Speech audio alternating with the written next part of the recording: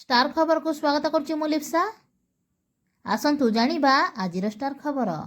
एते विवाद रे भी रिक्सा रे बुलुछंती वर्षा, जहाँ कुनेई एबे सबुआडे चर्चा। हॉलीवुड सुपरस्टार तथा सांसद अनुभव महांती एवं तांको धर्मपत्नी अभिनेत्री वर्षा प्रियसनी पारिवारिक मामला काहाकू अछपा नथिबा बेले एबे तांको पारिवारिक मामला परिवार अदालत रे विचाराधीन अछि।